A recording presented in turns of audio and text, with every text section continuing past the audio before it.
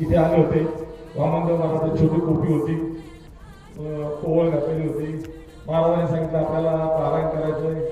इथं कुठलेही काही व्यवस्था नव्हती. त्यावेळेस आपल्याच इथली काही मंडळी, आमचे नारायण मामा, दिनकर मिस्त्री, देवीदास मिस्त्री, नवनाथ महाराज, रणजय गुरुजी यांनी, विठ्ठल बाबा यांनी सर्वांनी पुढाकार घेऊन, तिथे मंडप नाही, कुठली व्यवस्था नाही, काय नाही, तर बाबांनी सांगितलं छोटीशी आपण सावली करू आणि कार्यक्रमाला सुरुवात करू. तर या सर्व मंडळींनी, नारायण मामाला त्यात खास मोठा वाटा होता. त्यांनी जांभळीचे लाकडं वगैरे तोडून आणले आणि त्या पवळीच्या याच्यावर सावली तयार करून या कार्यक्रमाला सुरुवात केली. ही खास आठवण आहे.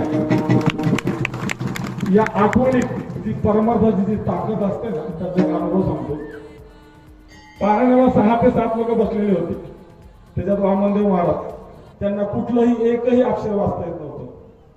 ते म्हणले मी शाळेचं तोंडच बघितलेलं नाही, मला काय वाचता येणार आहे.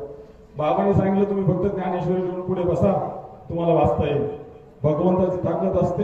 7व्या दिवसापर्यंत महाराजाला कमीत कमी अर्ध्या प्रकारे तरी वाचता यायला लागलं होतं आणि तिथून पुढे वामनदेव महाराज चांगल्या प्रकारे ज्ञानेश्वरी वाचायला लागले. ही परमार्थाची ताकद.